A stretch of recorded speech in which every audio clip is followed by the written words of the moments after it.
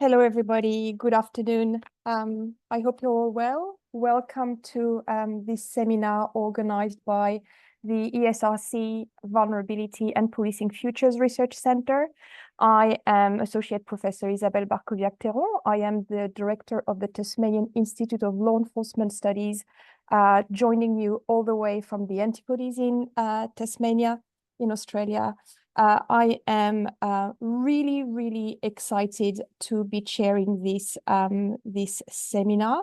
I am doing this in my capacity as a member of the International Advisory Board of the Research Center, and it's my absolute pleasure to welcome you here today. So look, I am really looking forward to this for quite a few reasons. First of all, if you do not know already, I am really attached to the topic of vulnerability in policing, and I actually can't wait to hear more about the Q methods chapter of the research center.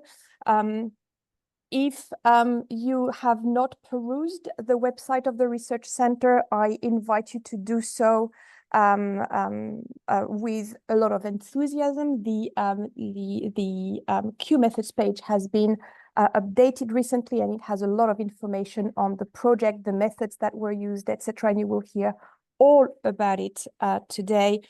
Q method is a really exciting mixed methods approach to explore agreements and disagreements on a topic across a range of stakeholders, or at least research participants.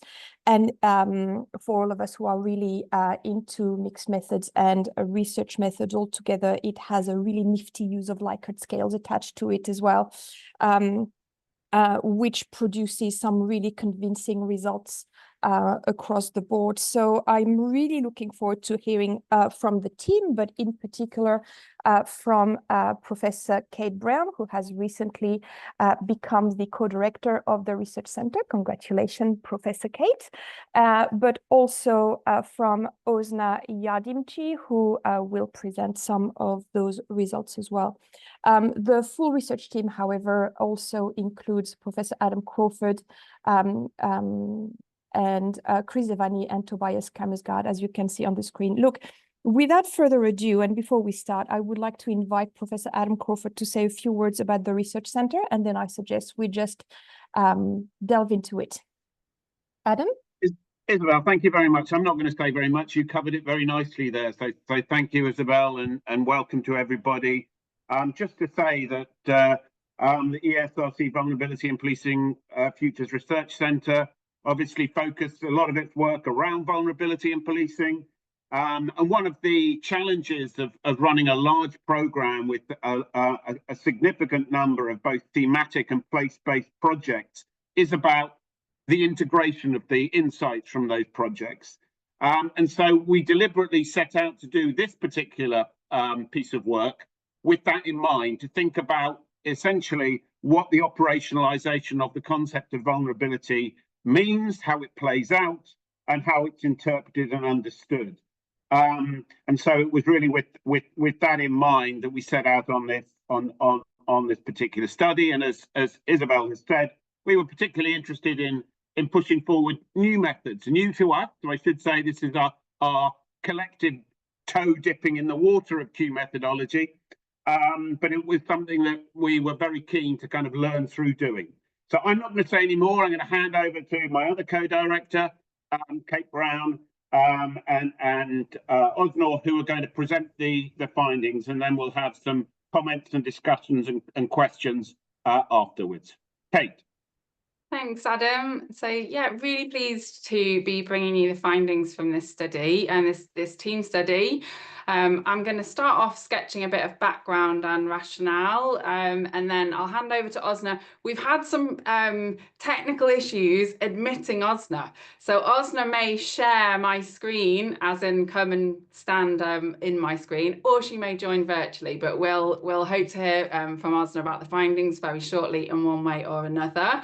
So yeah, on to the study. So yeah, but there's been a growing focus on vulnerability as an organising concept in public services. And this has been called by some researchers the spectacular rise of vulnerability in public services and in provision. And this has happened across a variety of domains. So, for example, in English housing provision, you're allocated priority need on the basis of your vulnerability. Vulnerable adults have special protections under British law, mainly associated with mental capacity.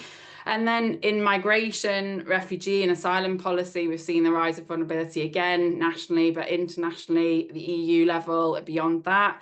And in even global international development frameworks, the World Bank, increasingly around the climate emergency responses, come together around this idea of vulnerability. And then we see this reflected in the criminal justice system, UK criminal justice, and in policing.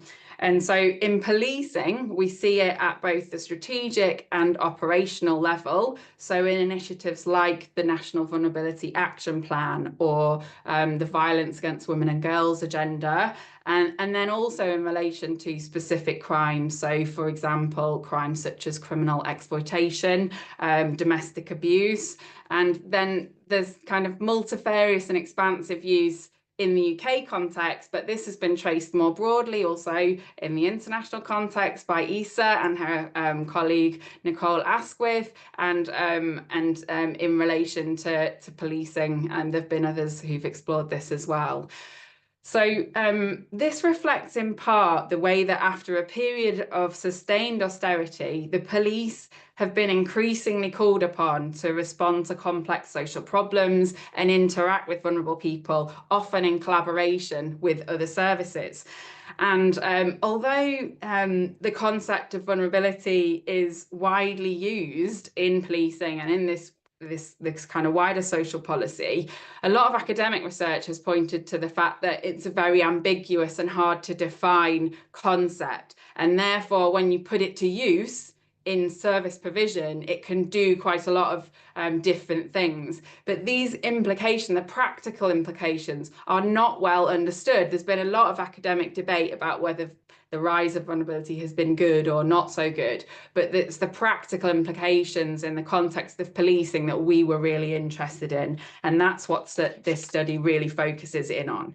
So our research aims for the study were to really focus on the areas of shared beliefs and values and opinions about the topic of policing and vulnerability, and areas of where there's less agreement and more dissensus. So our research aim was to identify and explore consensus and disagreement on the impacts of vulnerability as a frame for policing and related public services.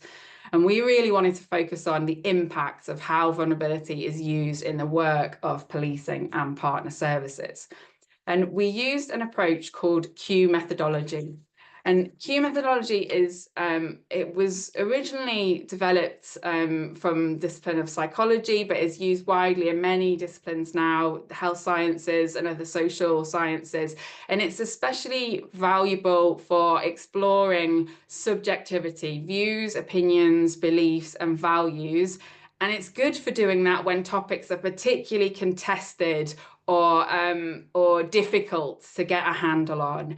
And it's based on the idea that many views exist, but people's views tend to cluster into shared opinions.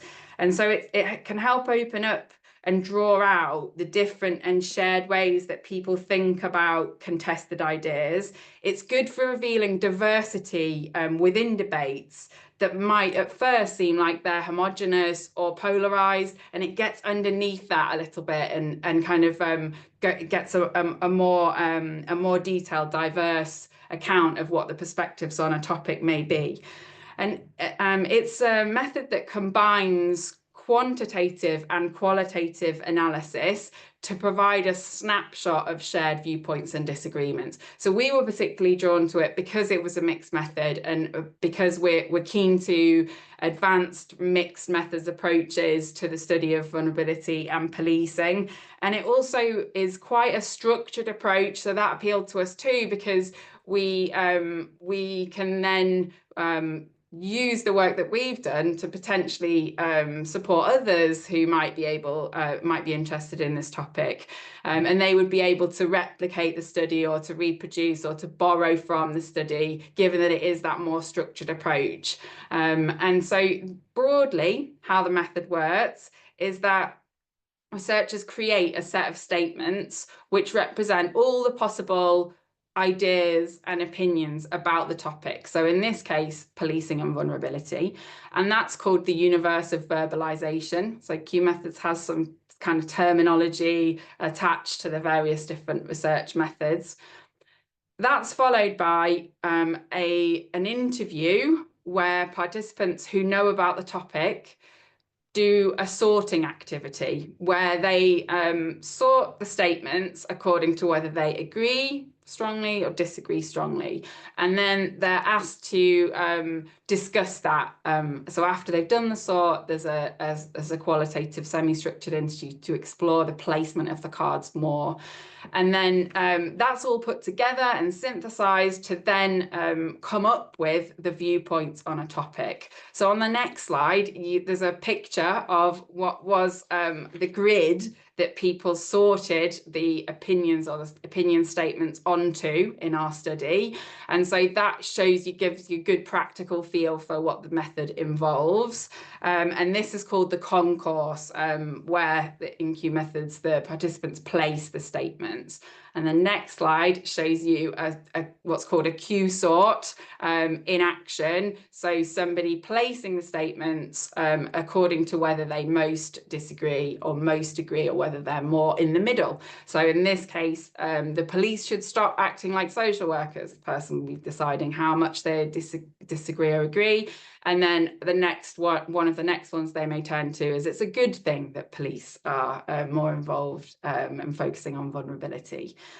Now, the next slide shows the statements and a sample of our 44 statements. So the concourse was made up of 44 statements, but we've just produced a report that shows all of the statements. If people would like to see those, they're all available on our website. So whilst this slide gives you a flavour of the statements, so a good way to understand how we explored the topic, and they may be useful to others who might be interested in this topic. So they're available. We did some considerable works from a scoping review to distill those statements down. So we looked at around 1,600 sources from academic literature, from policy practice literature, from media sources, and it really is supposed to be the universe of verbalization. So all of the possible opinions on the topics, which are then really distilled into these 44 statements. So we undertook the study in the city of Bradford. So the city of Bradford is a northern English city with a rich history and a culturally diverse population. It's also got relatively high levels of deprivation. And so we've been doing other place-based research work in the city of Bradford, and this study provided an opportunity to work with our partners in that area to conduct the study in a particular place.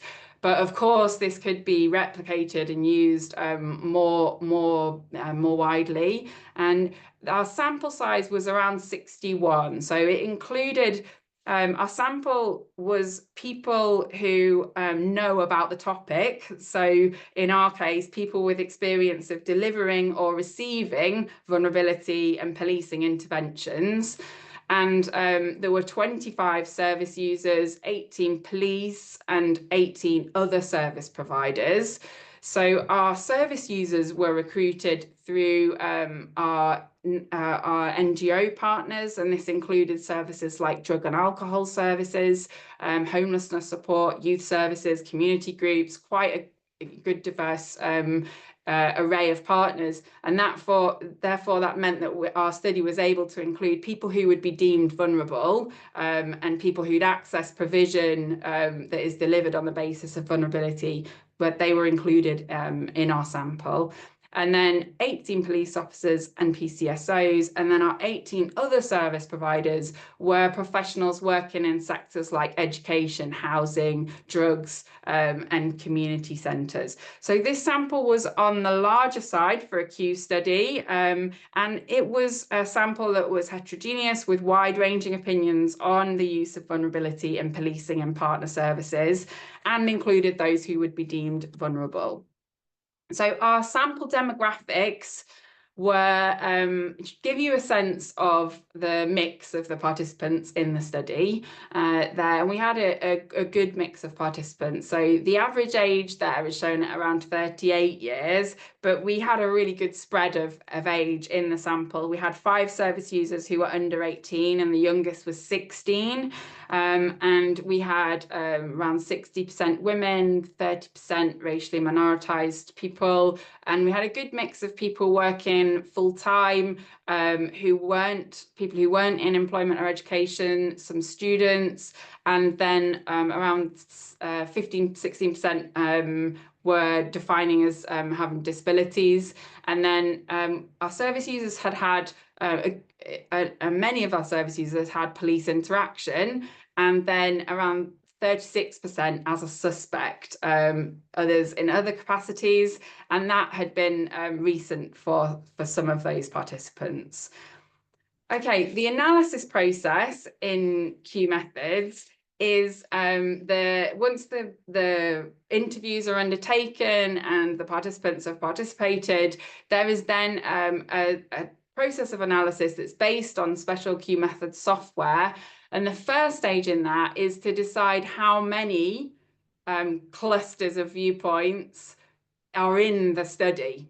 And so you could have, for example, one large cluster of opinions with everyone in the study, or you could have, our study showed us that we could have 8 smaller clusters within the study of different opinions, 8 viewpoints. So for the different checks that you run using the Q analysis software, we decided from those checks that we would focus on 3 factors, because that was the most meaningful clustering in terms of the numbers of factors or viewpoints, as they're called. Factors in Q methodology is the technical term, but we're calling them viewpoints, a bit more accessible. And so we decided on 3 factors, and the graph at the bottom shows you that after 3 factors, after 3 groupings, there was less of a secure attachment to the grouping. And then as is standard in Q methodology, some of the participants, or the Q sorts, are then excluded on the basis that they don't map onto the 3 groups in our case that fell out. And so there were 4 Q sorts that were excluded on that basis. And then we proceeded with analysis of the 3 perspectives on the issue. And we'd just like to gratefully acknowledge the methodological assistance provided by Dr. Linus Svolkenes, who helped us, and he's a Q expert. He helped us with that stage of the analysis. We thank him in our report as well. So each factor or viewpoint is then the software produces a typical Q sort, a typical grid.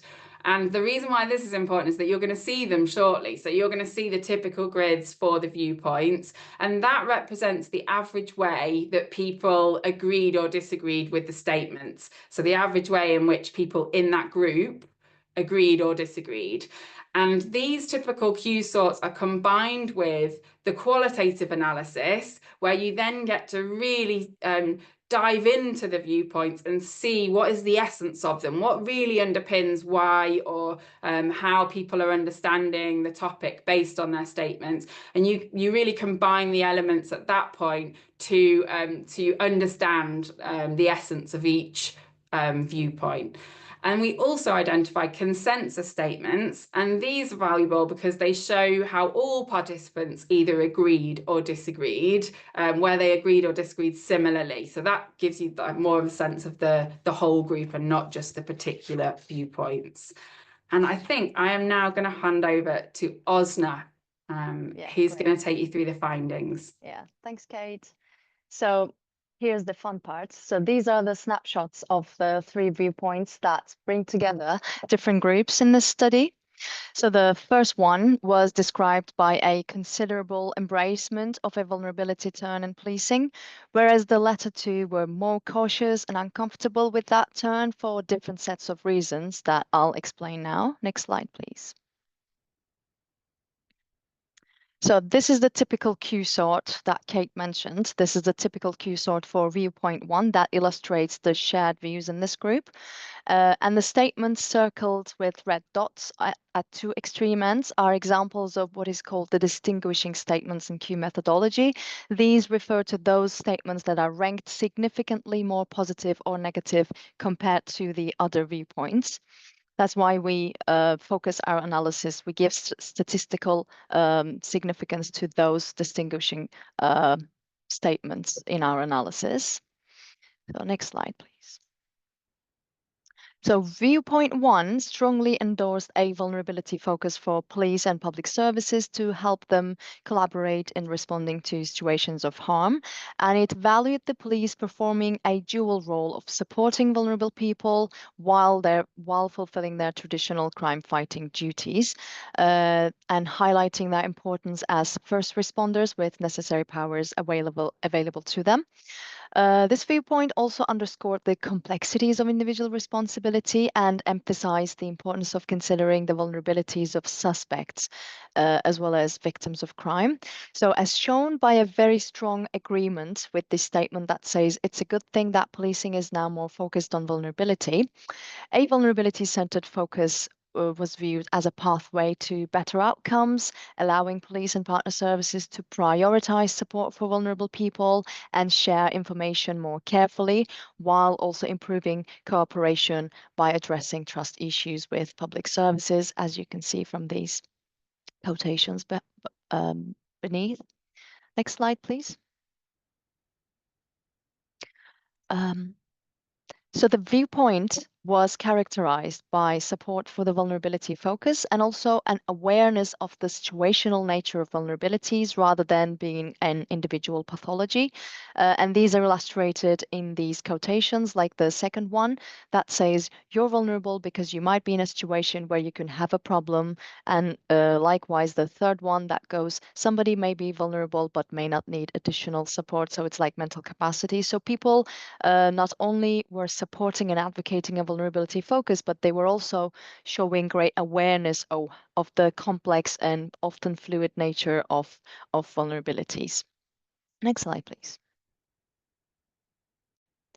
The second viewpoint reflected skepticism about the public service's current effectiveness in supporting and protecting vulnerable populations. And it highlighted specific concerns about privacy and excessive information sharing, as you can see in the strong agreement-disagreement areas. There is very strong disagreement, for example, with the statement that public services need to be able to share information more freely. And also, this viewpoint acknowledged that institutional failings impact significantly the protection and support provided to vulnerable people. To delve more into it. So next slide, please. This viewpoint emphasized vulnerability as a significant and meaningful concept that often intersects with more broad systemic issues such as poverty, inequality, and institutional racism, but it at the same time underscored a significant trust deficit between individuals who are vulnerable and public services. As shown by the very strong agreement with the statement that says vulnerable people do not trust public services to protect them. For example, like in this quotation, that a female 56-year-old female talks about how she doesn't trust police because all they ever did was arrest me for no reason, and when I got broken into, they didn't care. When I got attacked, the police didn't care. So these views were also drawn on very concrete life examples, lived experiences, and also the skepticism about current effectiveness of public services in responding to vulnerability was drawn by specific issues, including excessive information sharing, as demonstrated by a very strong disagreement with the statement that goes, public services need to be able to share information more freely, as I mentioned in the previous slide. So next slide, please. There was also acknowledgement that institutional failings impact the protection and support provided to vulnerable people, and this was shown by strong agreement with the statement that says many vulnerable victims never come to the attention of public services. And there was also significant concerns about procedural bias, as shown by strong disagreement with the statement that says the police treat everyone equally regardless of race and ethnicity. So next slide, please. And also there were significant concerns about institutional racism, as shown by this strong agreement with the statement that says the police fail to protect some vulnerable people because of institutional racism. And again, the participants in this group, they draw their views, they base their views on concrete lived experiences either of themselves or of their partners, friends, and neighbors.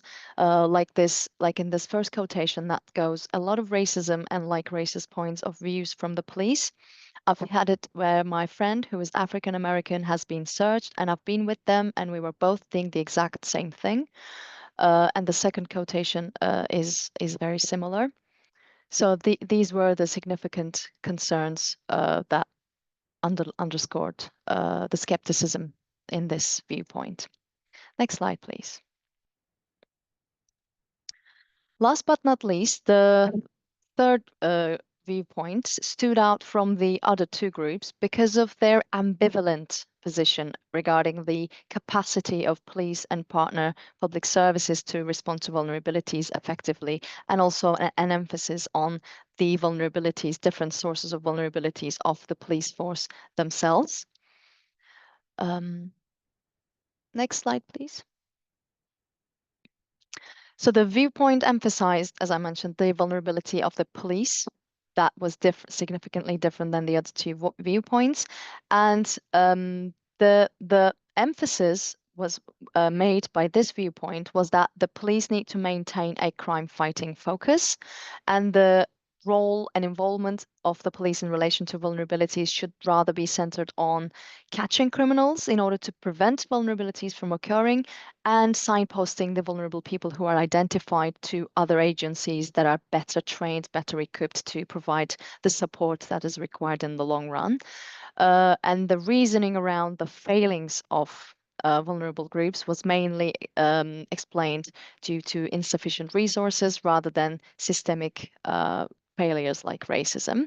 So we had this statement that says police officers are particularly vulnerable given the dangers they're exposed to, and this was the most strongly agreed, one of the most strongly agreed statements in this viewpoint. And although this statement only referred to physical danger, through the follow-up interviews, we were able to capture deeper insights, and the sources of vulnerabilities of the police included vulnerability to mental ill health and trauma, and lack of mechanisms to emotionally support officers, as reflected in the second citation. As much as physical dangers that the first quotation from a non-police service provider highlighted. And also there was mentioned that, like in the third citation, and a younger officer underlined the accountability pressure that the police experience, especially when things go wrong, and how this is linked to the anxieties around being well equipped to respond to vulnerabilities. As he said, police are held accountable pretty much straight away if things don't go right, and especially if it's involving a vulnerable person. Next slide, please. This viewpoint was also characterized by an uneasiness with the vulnerability turn in policing. So the argument was that the police are not the best equipped, best trained people to respond to the complex social issues underpinning vulnerability, as shown by a moderate disagreement with the statement that says police are in a good position to help vulnerable people, and the moderate agreement with the one that says police should stop acting like social workers. So there was lots of emphasis around lack of training and knowledge, as in this first quotation that goes, I'm trained to deal with crimes, I'm not a social worker. So the main emphasis regarding policing vulnerability was rather on the crime fighting aspect of police work, as in the second citation that goes, police should actually focus on catching people, but when it comes to vulnerable people, they come second. And this is from a service user, not the police. So there was also a shared anxiety that police are becoming a bit too soft, which was most strongly agreed. So the particular reference made to the lack of enough punitive measures when dealing with suspects and young offenders, and this was linked to increasing crime rates across the country in this final quotation from a police officer that says we need to remain a force in dealing with the suspect, which is something that we're lacking, and that's probably why we're seeing an increase in crime across the board everywhere in the UK. So the idea was that a vulnerability focus can carry a risk of overlooking offender accountability, and that created uneasiness for this viewpoint. Next slide, please.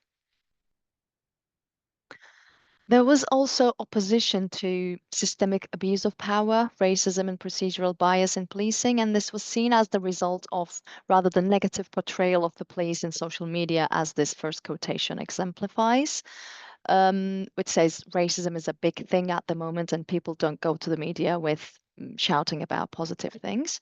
The failings around responding to vulnerabilities effectively were rather framed with reference to the lack of capacity, lack of resources, rather than systemic criticism, unlike the viewpoint 2. So this was reflected by the strong agreement with the statement that says organizations fail vulnerable people because of lack of funding.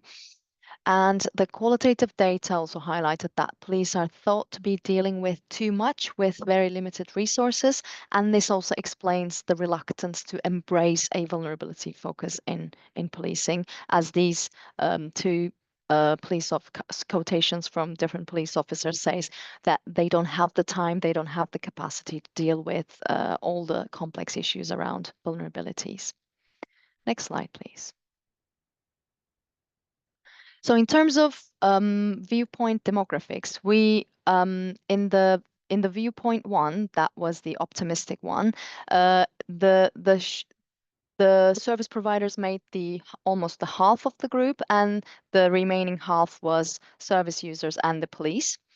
Viewpoint 2, which was the skeptical and distrusting one, was mainly made up of service users with service providers who were the 21%, and there was no police officers in that group.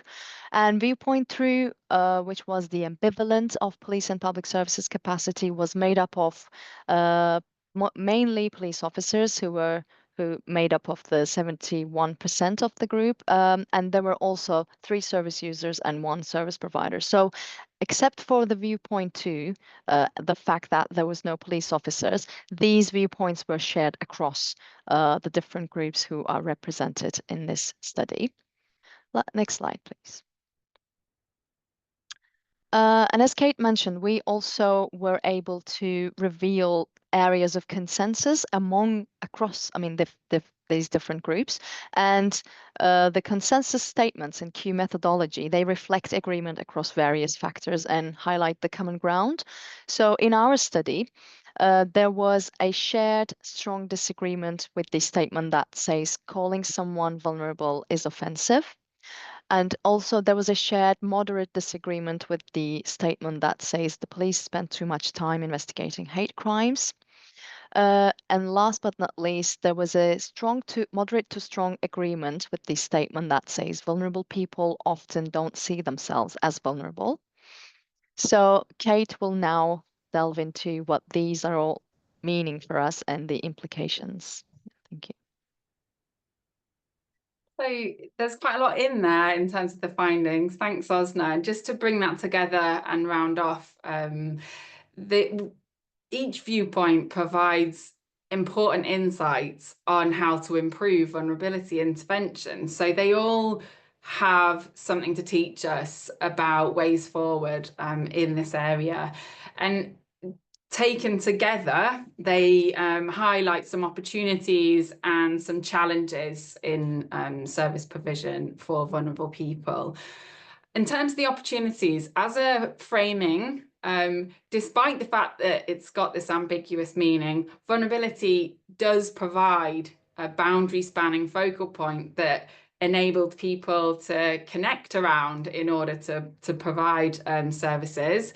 And there was some strong support for coordinated multi-agency responses to vulnerability, with police playing a necessary dual role, seen as playing a necessary dual role in both crime fighting and supporting vulnerable people. And in some quarters, information sharing was generally seen as essential for better outcomes for vulnerable people. The challenges, though, also highlighted were that there are significant concerns in some quarters about trust, systemic failures, and institutional racism in public services, and fears that unmet need and inadequate resourcing often hinder services' ability to support vulnerable people, and that within that arrangement, vulnerable people and marginalised communities are at continued risk of harm and abuse. There was also concerns amongst some of the viewpoints that a focus on vulnerability renders police too soft, with an emphasis on, with less emphasis on personal responsibility and crime fighting. So that's the kind of summary of findings. And in our research team, we've started to think about the implications of these findings, and really started to put together the viewpoints, go back to the qualitative data to think about where do we go from here and what does this mean for service provision in particular. So we're going to just share our thinking around these three themes and the implications, but we're really interested to hear perspectives from you also. So the implications around vulnerability as a concept are very much focused on they highlight the way that there is the need to actively consider the strengths and also the problems of a focus on vulnerability, and that action on the problems might really be a way to improve vulnerability interventions. And the risks that the viewpoints express mainly are around definition and then inclusion and exclusion in the classification. So on definition, there's a need for greater conceptual clarity. So each viewpoint interpreted vulnerability differently in terms of optimistic, skeptical, ambivalent. And if vulnerability is to be used as a classifier in service provision, we need to clarify its meaning, and for that meaning to be shared and one that that kind of holds across the borders and boundaries of service provision. And also within that then definitions need to avoid stigmatizing people further on the basis of their vulnerability. In terms of inclusion and exclusion, there were findings that pointed to the need for proactive inclusion strategies, and especially around the perspective that people may not see themselves as vulnerable, and that can be something that can alert us to the need for these proactive inclusion strategies. There were also significant diversity implications which came out of the viewpoints and the perspectives and the discussion around who was included and who wasn't included in the classification of vulnerability. And so, for example, groups such as young men, people of colour, and how different intersections relate in the classification of vulnerability and the resulting effects of that classification. And then in particular in criminal justice context, there's the risks from the binary around the victim and offender, and the contestation around the accountability for behaviour. And it kind of raises the question of, do we need a clearer line on accountability where, for example, offenders are vulnerable, and clearer strategies for inclusion in those types of situations. And I think potentially defining vulnerability more clearly might be a way to help address some of the exclusions of those who tend to be left out as being seen as vulnerable. In terms of the service responses to vulnerability, the findings point to potentially poor access to service provision amongst some vulnerable groups, and the risks of ongoing risk of harm and abuse to underserved communities that result from that. And they point to the need for adequate resources for the provision of effective support for vulnerable people. They also really alert us to the need to address the root causes of vulnerability, and then in relation to viewpoint 2, more specifically, the need to build trust and confidence in vulnerability interventions because of the significant distrust that exists from some perspectives, through improving interactions with public services. And then within that, the need for information sharing to be handled carefully, where there is enforcement and also support and protection all in framed together in public services where policing may be involved. Then also the need for whole system change, so effective support being requiring collaboration between police and other services, including health, housing, social care, as well as local civil society organisations.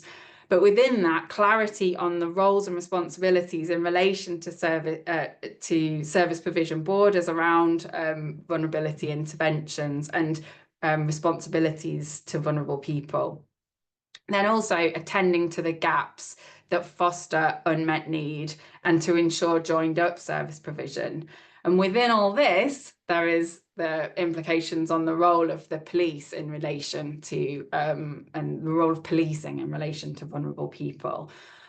So the balance of care and control has long been part of the service provision and partnerships in relation to vulnerable people in policing and also other services. But now in the context of perennial austerity, continual cuts to service provision in the UK, exacerbating vulnerability.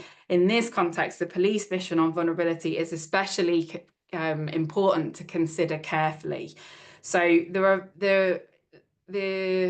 were varying views on this, but really the study pointing towards police mission needing to involve a blend of responsive crime fighting, victimisation prevention and vulnerability work, which is required in this context, but also needs careful kind of thinking through about the roles and boundaries between the police and other public third sector services.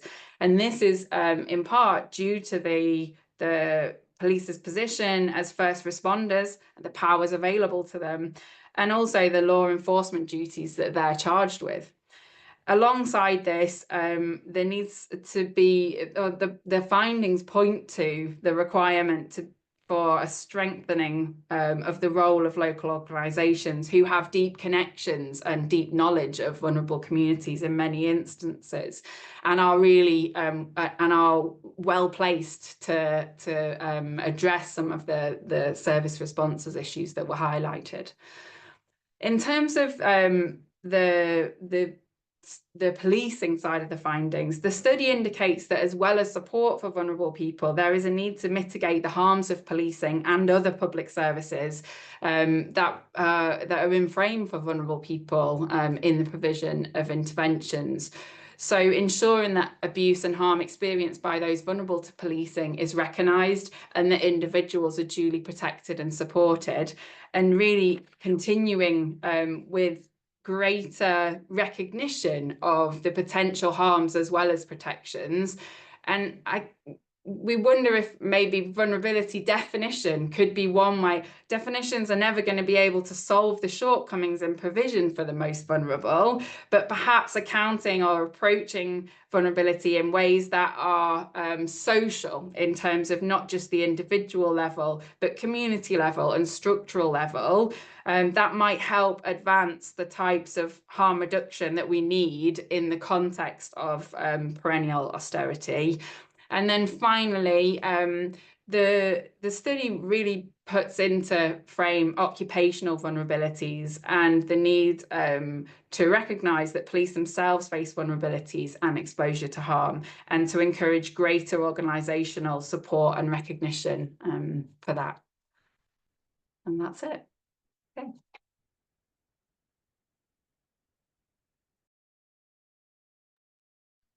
Thank you so very much, Osna and Kate, for this really riveting presentation. I'm so glad and so to be here and feel so privileged to have heard multiple times of this work.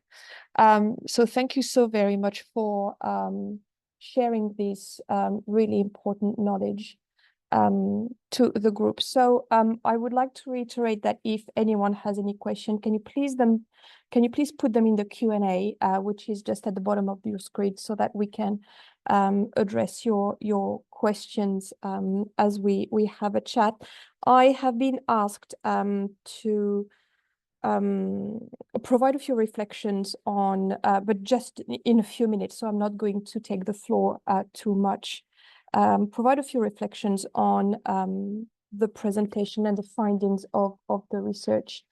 And the first thing that I want to say is that viewpoint one really, for me, I find quite comforting from a scholarly point of view, but also from a practitioner point of view as well. I think, you know, that statement on the screen that says it's a really good thing that now vulnerability is a focus of policing. That's really comforting from 2 points of view. So first of all, I think that viewpoint is indicative of a really good directionality for the concept altogether, very future oriented, but also secondly, it's also grounded in the fact that police officers have been for decades de facto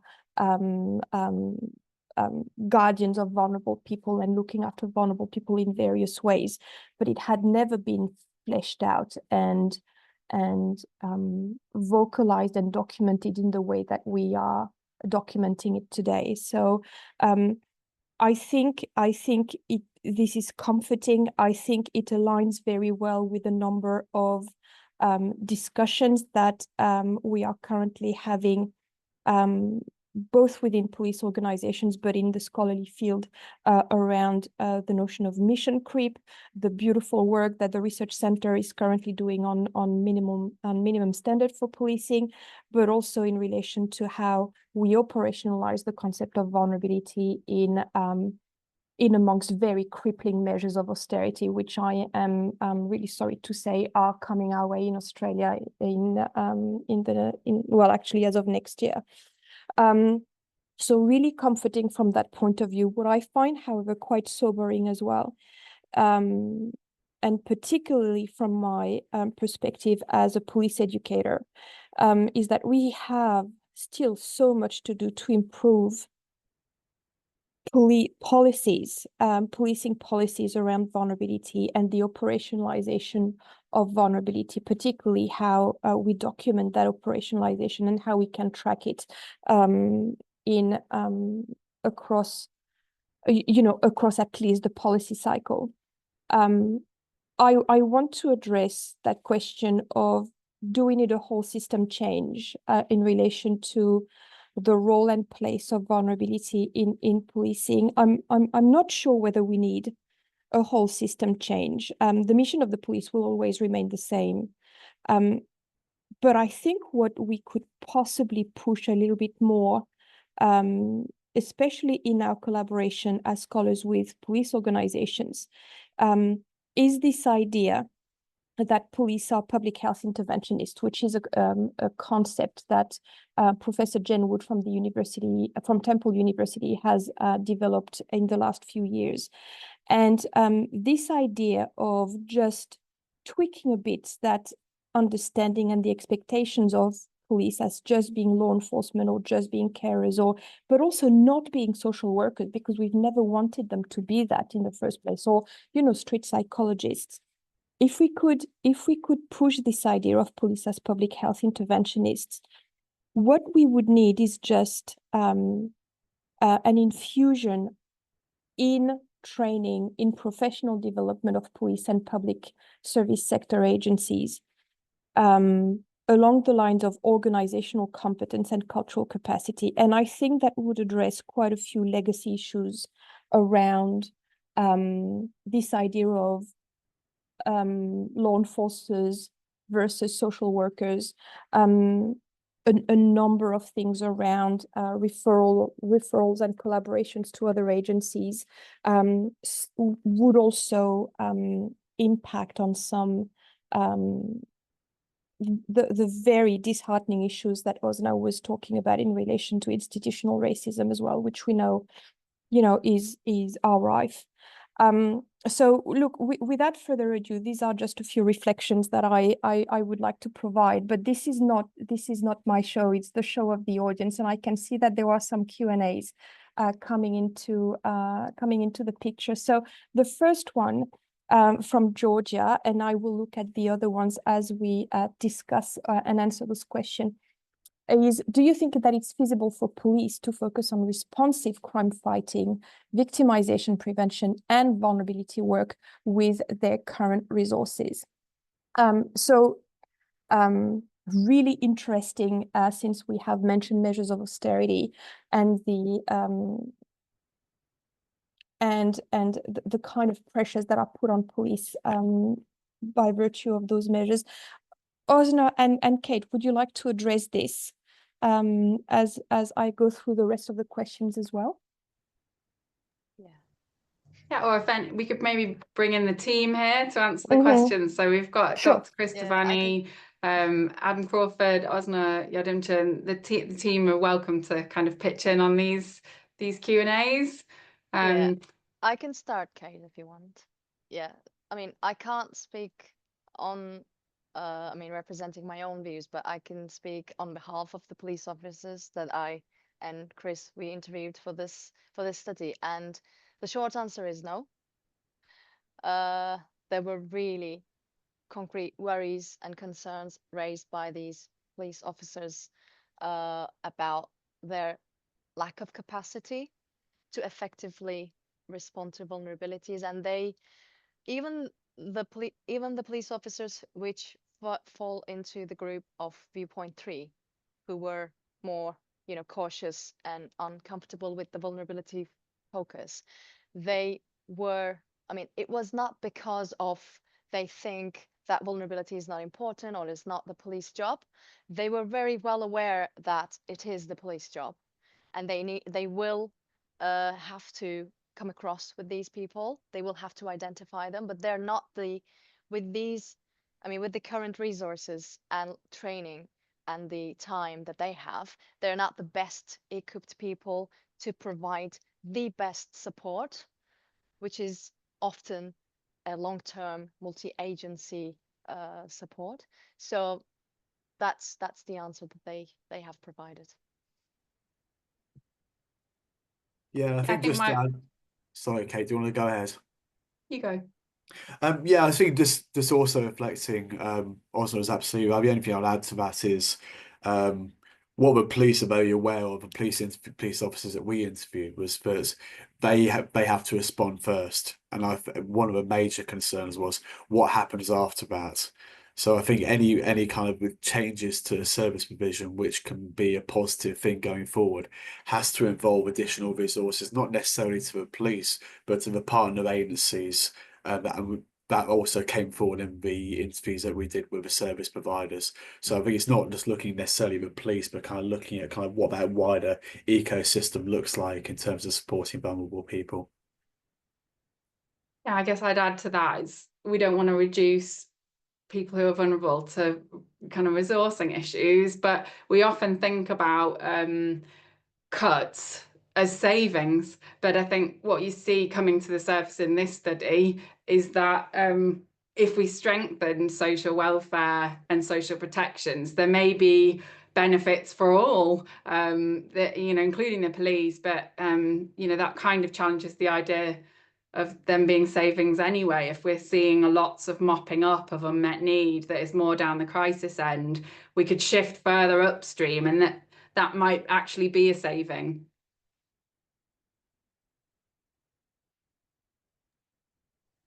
Thank you so very much, Chris, Osna, and Kate, for answering this question. We've got another one which is quite specific to the UK context. Has a collaboration been done with the IOPC, the College of Policing, or the NPCC on looking at policies and learning recommendations around vulnerability? I am very biased on all issues around education relating to vulnerabilities. So what has been done in your corner of the world on those issues? Adam, would you like to say something? You want me to answer this one? I mean, the formal answer is not across the board.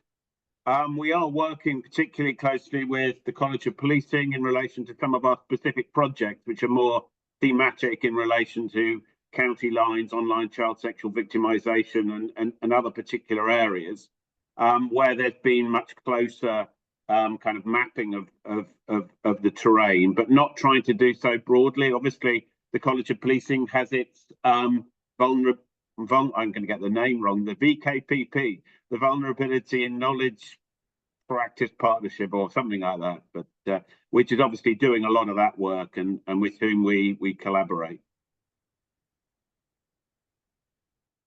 Thank you, Adam, for this. A question that I find quite interesting as well, that I think would be worth answering live, is a question by Louise on the topic of trauma-informed practice and how it aligns with vulnerability issues in policing. So, was there any finding that recognized the trauma-informed approach in that many suspects and offenders are hugely vulnerable and have had traumatic childhoods or have been exposed to adverse childhood experiences? Prevention by the police and partners could be hugely impactful if it were to improve child protection awareness and approach to ensure childhood are healthy, positive, and as free of trauma as possible. Now, I know that the violence reduction units have been doing quite a lot of work in that space, specifically across Lancashire, with as part of the Trauma-Informed Lancashire, and that their website actually addresses quite a lot of it, but would be quite happy for the panel to address that as well. Would any of the researchers like to go for it here? Yeah, okay. So I think there's a lot of overlap in terms of the terrain between trauma-informed approaches and vulnerability interventions. And so, but we were really clearly focused on vulnerability because we wanted to explore that as a kind of pillar. So trauma-informed was there in the wings, but we didn't really turn our attention fully to it. But as you say, so lots of the people who are deemed vulnerable have had those histories of significant adversity to contend with in their lives, and so that's always in the mix when you're thinking about service responses to vulnerability. I think one of the, in the UK context, the rapid ascendance of trauma is kind of, really developing pace.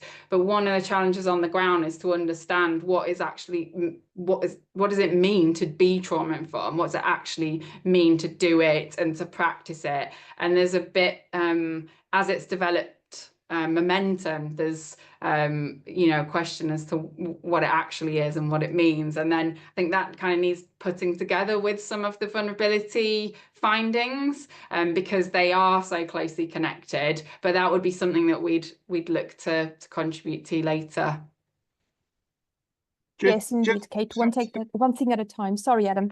I was just going to say, just to add to that, I mean, I think there's some real challenges going to some of the viewpoints that were expressed, particularly by serving police and frontline professionals, about the implications of organisations saying they adopt a trauma-informed approach for the kind of the implications that they have in their own work. So the kind of issues of kind of organisational justice, organisational treatment in terms of the way in which officers themselves felt that they were not often or not always supported in terms of their own levels of stress and that they confront in their work. So that's something that I think policing, but also other public services, need to address quite significantly.